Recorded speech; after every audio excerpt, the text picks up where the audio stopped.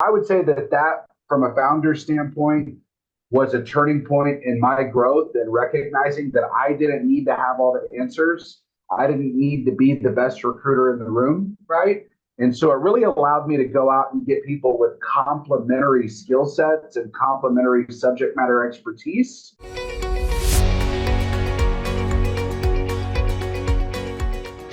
Welcome to the All in Recruitment podcast by Manatal, where we explore best practices, learnings, and trends with leaders in the recruitment space. If you like our content, please subscribe to our channels on YouTube and Spotify to stay tuned for our weekly episodes. I'm your host, Lydia, and with us today is Jeremy Jenson, CEO of Encore Search Partners. Welcome to the show, Jeremy. Excellent. Thank you for having me, Lydia. So, Jeremy, you've been with Encore now for 11 years, specializing in headhunting. So walk us through that journey. Maybe in the past 4 or 5 years, where we've seen, all these disruptions to the industry. Absolutely. So, as you mentioned, I started the firm back in January of 2013. It took us about 6 years just to hit $1 million in revenue. And then over the last 5 years, we've accelerated from that million to now we're doing about 12 million a year in direct hire billings. And so, what's really contributed to that growth over the last 5-6 years is I brought in a VP who's now the president of the company to implement processes, systems, and accountability, basically that core infrastructure in order for us to grow and scale. And it gave us the right fundamentals and ecosystem to bring in subject matter experts in their practice area and then help build teams around those individuals in order to build multi-million-dollar business units. And so that's really what's contributed to our success is bringing in people that were experts in their field and then leveraging our marketing technology and resources in order to grow them. And I saw, in reference to the email, I think that Ashley is sending, correct me if I'm wrong, but it's a 10 million valuation right now? So we're trending to do over 12. Yeah. Mm-hmm. Right. This year. And what's the projected growth like this year? Well, we're all about that steady growth. I don't think that there's any reason for us to have 50 or 60% revenue growth year over year. I think that's really easy to do whenever you're small, 1 million to 2 to 4. But once you get to that $10 million mark, we want to make sure that we're growing healthily, right? We don't want to just hire 20 people for the sake of hiring 20 people. We want to make sure that the people align with our mission, our vision, our values, and that we don't really disrupt the culture, right? And so that's really what's been important for our group. Jeremy, in terms of scaling the business, and as you mentioned, bringing in the subject matter experts and putting those processes in place and keeping those foundations in place so that you can scale later. I mean, from a founder's perspective, what is the mindset that you need to have in order to enable these things to happen? Yeah, that's a great question. And so what I would say is it took me a little while to realize that I didn't need to be the smartest person in the room anymore, right? When I started the business in my late 20s, I was finding that I was the smartest person in every room that I was in. I was the best recruiter. I was generally the most financially successful in my friend group. And then I joined a group called the Entrepreneurs Organization, where we didn't have individuals that were making $1 million a year. They were making $1 million a month, right? They were employing individuals that were running the business for them, and they didn't need to be the rainmaker. They didn't need to be the superhero. And so I would say that from a founder standpoint was a turning point in my growth and recognizing that I didn't need to have all the answers. I didn't need to be the best recruiter in the room, right? And so it really allowed me to go out and get people with complementary skill sets and complementary subject matter expertise and telling those individuals, hey, I'm a digital marketer. I'm a lead generation expert. Lydia, if you come over to Encore Search by using our tools and resources, we're going to help you grow your book of business from 1 million to 5 million, right? And so we had a proven track record of growing recruiters in that regard. And that's been instrumental to our growth and will continue to be our growth strategy over the next 5 years.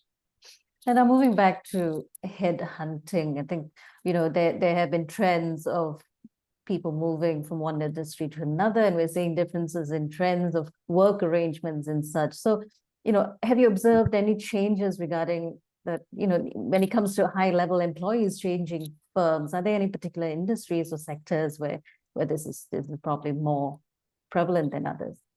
Absolutely. So our firm, it really specializes in a few different areas, but the area that we've had the most success in is working with professional services firms where the people are the most valuable asset. When I say that, in a manufacturing company, maybe their technology, their manufacturing process, their products are typically going to be their selling point, right? But in a law firm, a wealth management firm, a private equity firm, an architecture firm, an engineering firm, environments where your revenue is generated by your billable hours or your people, that's going to be where we see the most influence as headhunters, right? Because if a CPA firm loses an 8-year experienced tax manager because that tax manager goes in-house and goes to work for one of their clients, they're losing that experience and that intellectual capital at that mid-level, right? And so it becomes very difficult to get that 4th-year senior associate to step up into that senior manager role.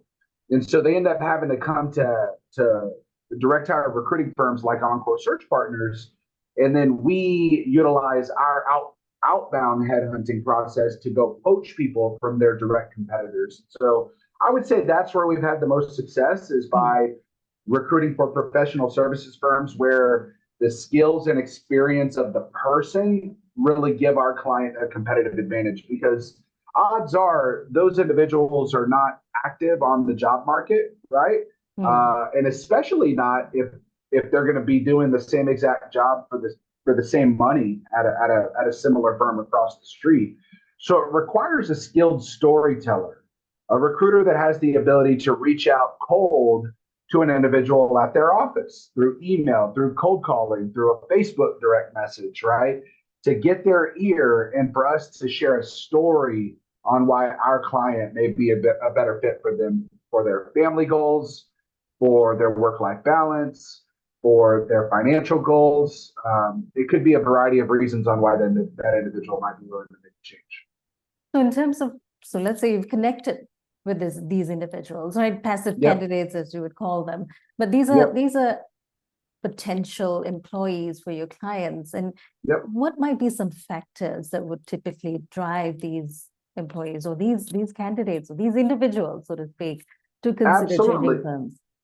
Yeah, great question. Obviously the number one is compensation, right? And I think that what we're seeing is there are a lot of firms migrating from just offering a straight base salary to maybe doing a base, but then a variable compensation tied to the actual revenue that they generate for the firm, right? And so it could be a draw, it could be a base salary with a variable bonus. But what we're seeing is because data science is so prevalent in business today, we can actually see the analytics on how profitable an employee is benchmarked against their peers. And so if, let's say I've got a 7-year senior associate attorney in a litigation practice for a mid-sized law firm in Birmingham, Alabama, right? They might have gone to the same law school, got the same GPA, and been at the firm for the same number of years.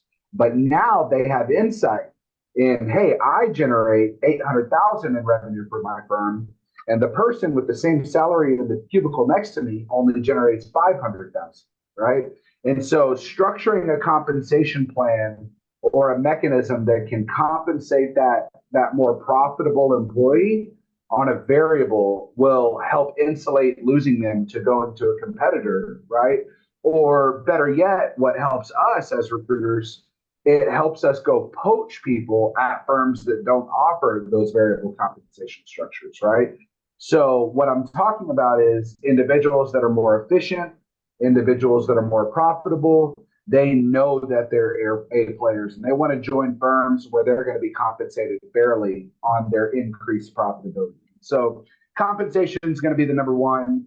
A clear upward path of mobility within a firm is certainly going to be a big selling point as well. Sometimes we're sharing a story that, hey, 83% of the partners in this firm all started as interns, right? Straight out of college, right? And so it shows that they do offer clear paths for upward mobility. It could be to high performers that are individual contributors that are women. We could notate the number of female partners, right? Or female individuals in leadership, right? That could be a big selling point, which would be, a DEI initiative. Or maybe work from home capabilities, flexible schedule. Those are some other reasons why high performers would be willing to make a change to go to one of our clients. Now, moving on to, you talked about professional services in which those skills are non-negotiable to the actual revenue and the kind of business that you build. But in terms of hiring individuals without traditional degrees, what might be the approach towards that? Yeah, that's a great question. And so what I'll share is in the corporate world, right? Like, let's say if you're with an end user. Now, with us being in Houston, Texas, we're really tied to the oil and gas industry. And then all of the different ancillary products and services related to that, whether it's trucking and logistics or manufacturing or quality assurance.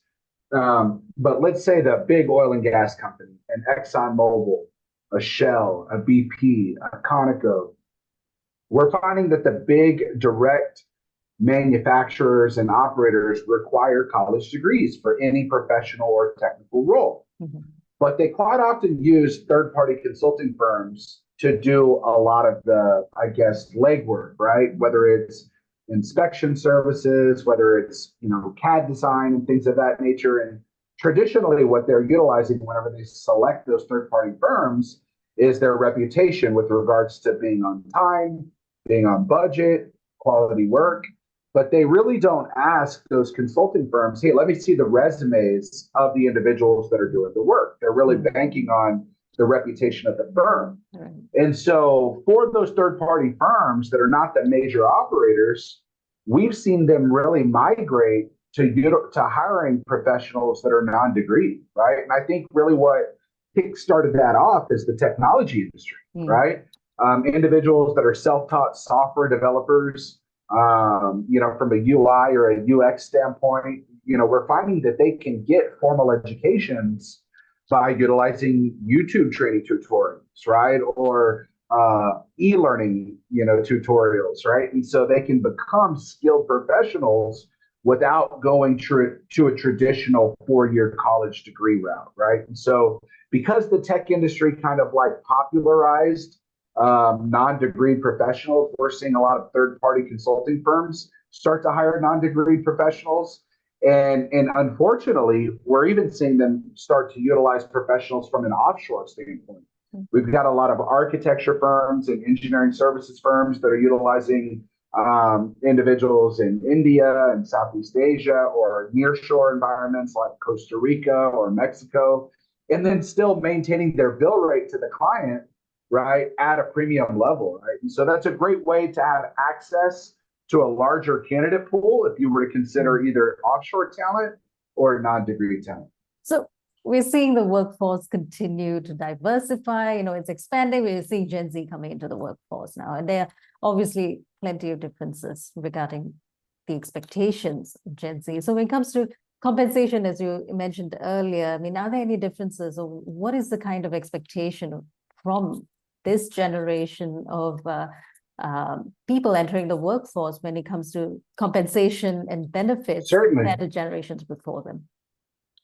Yeah, so what I'll say is the disparity between an A player and a B player, specifically in Gen Z, is greater than it's ever been with any other generation. So there are individuals coming out of college that are amazing problem solvers, great critical thinkers, extremely intelligent and inquisitive, right? They really try to understand the why behind the what. But then there are a lot of people that were essentially raised on technology where a lot of the thinking was just done for them, right? And so it's sort of like paint by numbers in business. And so I think it's important when you're evaluating entry-level or early career candidates, specifically Gen Z, to do a skills assessment or even an aptitude assessment to see what their ability to learn, is, right? And what we're finding is that Gen Z is specifically in my experience, there's a massive level of entitlement. And I don't necessarily think that's a bad thing with the A players, right? Because we're seeing individuals come out of college and in non-STEM degrees, right? They might have a degree in marketing or biology or communications, and they want $80,000 base salary.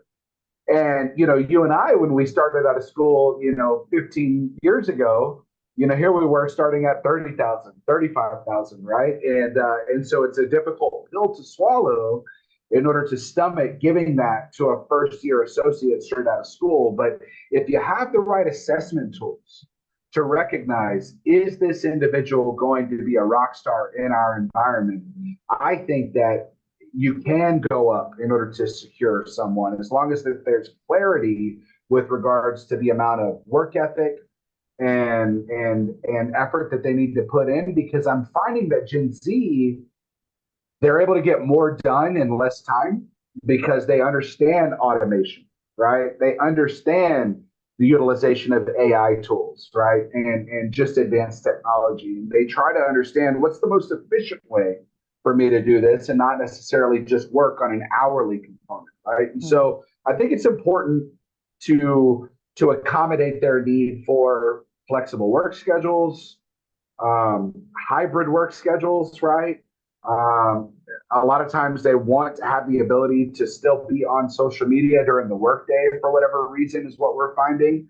But it's important to spotlight who are those B players and who are those A players. And for the A players specifically, to accommodate their needs for flexibility. I've even seen employees trade $5,000, $10,000 in salary just to have more weeks of vacation and paid time off, because they do value flexibility more than just the bottom dollar number of dollars in their bank account. Right. So Gen Z is starting out and entering the workforce, and it might be a bit of a challenge to discern which one is an A player and which is a B player so early in their careers without that environment of challenge or that space to grow. So what might be some ways to, assessment is one thing that's at the point of coming in, but later on, in terms of really looking at the growth of this and this generation of candidates, and also looking at retaining them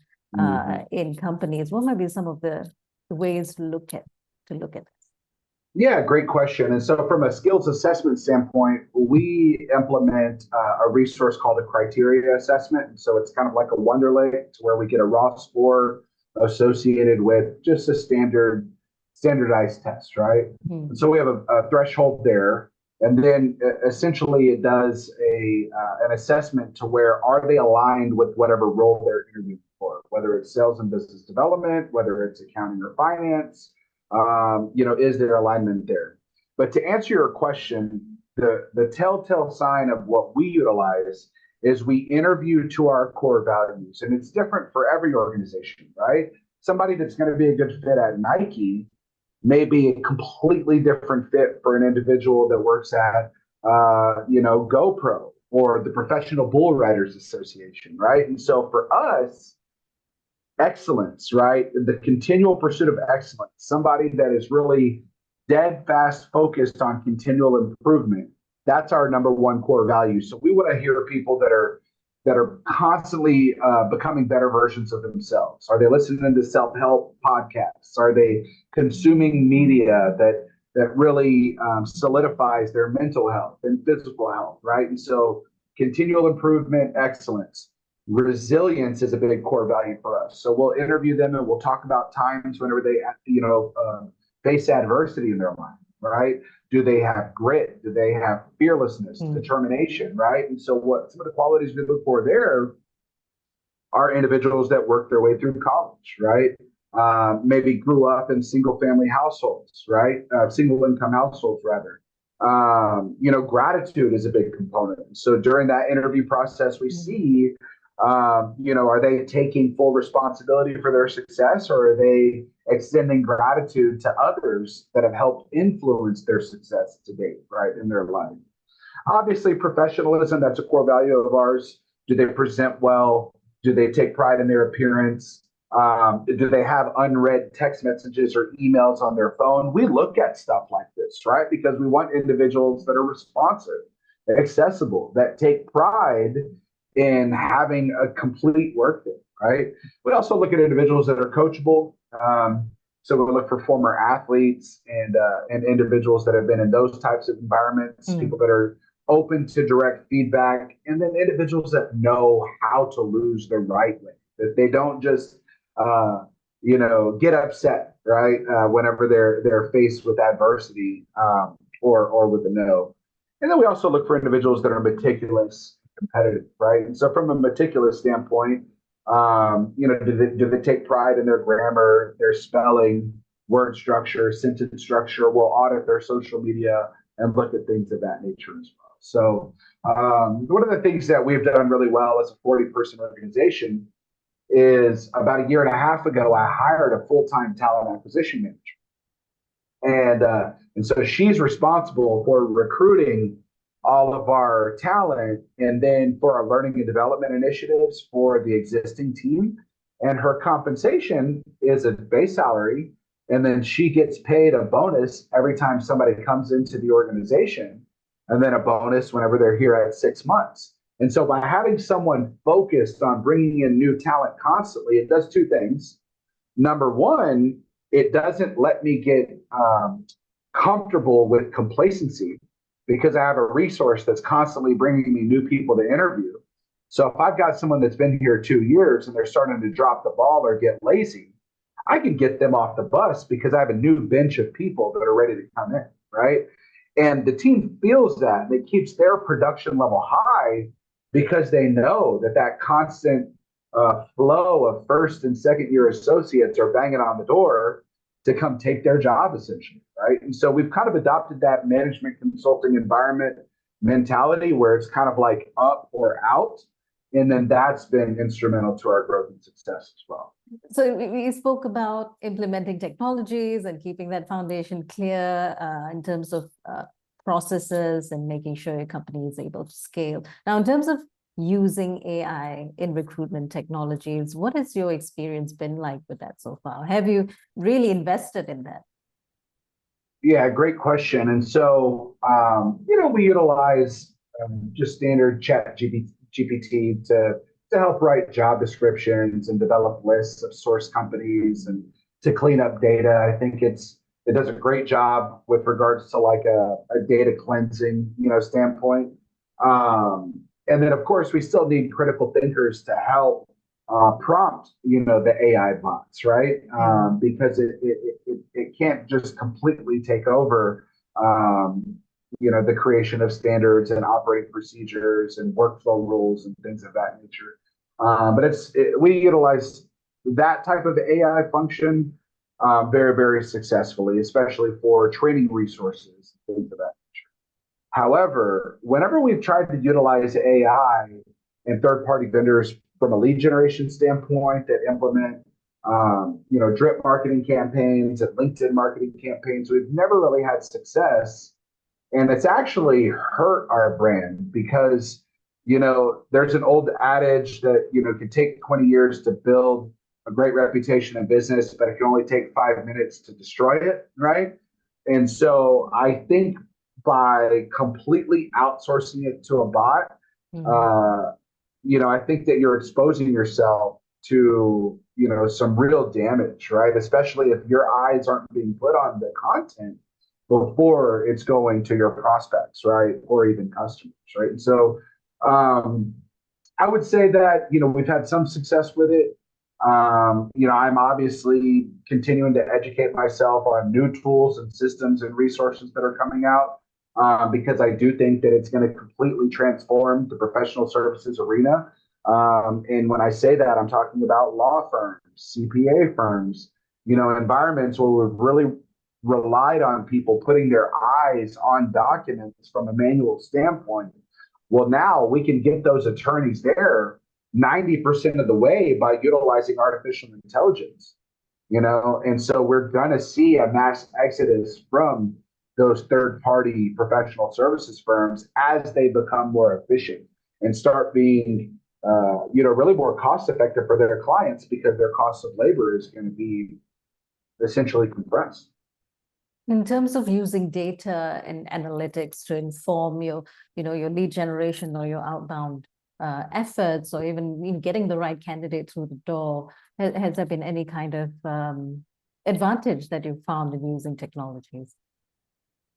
Yeah, I mean, we use just standard email automation tools and social media drip marketing automation tools. But, what we found since we work on a contingency basis as direct hire recruiters, our competitive advantage is not necessarily an automated technology. It's really good old fashioned picking up the phone, cold calling, cold emailing, cold text messaging. I think that's really what separates strong salespeople today, is the desire and fearlessness to go in cold, as opposed to relying on an email or a text message from an automated standpoint. Because from an automation, perspective, you can send out 10,000 emails in an hour, right? But you might only get a 0.1% response rate. But if I text message you, hey, Lydia, I saw your podcast that you did with Jeremy yesterday afternoon. I thought that what you said about this really resonated with me. Would you be interested in taking a 5-minute phone call?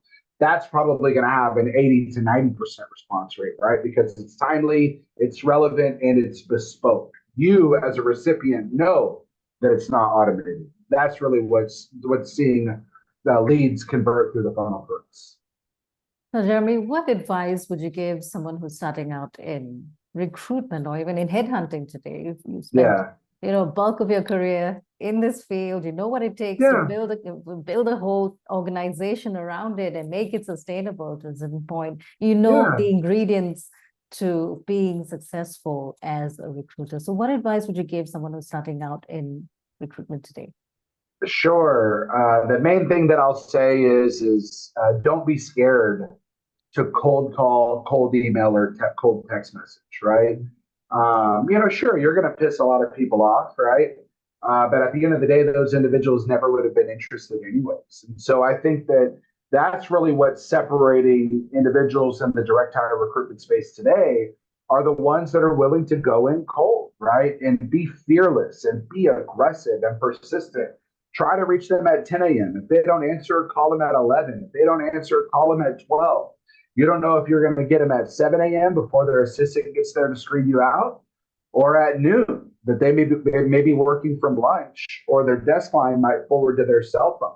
Don't be afraid to call their cell, right? I think that's really what's going to elevate us in our careers as headhunters, is that fearlessness component, right?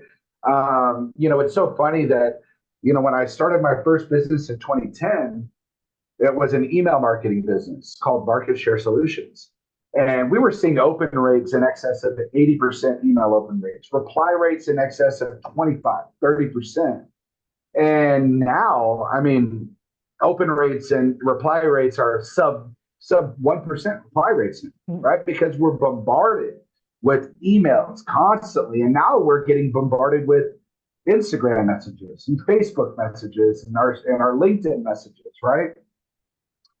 And it's almost more exciting to get a piece of mail in the mailbox, right? We're like, oh, a handwritten note? Let me open this. What's this about, right? And so really it's creating that bespoke experience for that recipient, so they know that it's not a mass message, and they know that you have something timely and relevant to share. Even if it's going to be a no, they're going to respect you, and they might give you a referral or competitive insight. So that's interesting that you talked about not being afraid to reach out to people. That takes a lot of your personality to really go out there, right? So we're living in an increasingly digital world. Obviously, a lot of our first interactions with people for the first time might be through text messages, and there's that kind of barrier. And what are your thoughts around that? We're seeing digital native generations coming into the workforce, and they're going to be faced with all these challenges. What's the kind of mindset that they should have to overcome these fears or these apprehensions? Yeah, absolutely. I think that we are in a digital world, and if you think that, it's just a phase or social marketing is not important, then I think that you're living under a rock, right?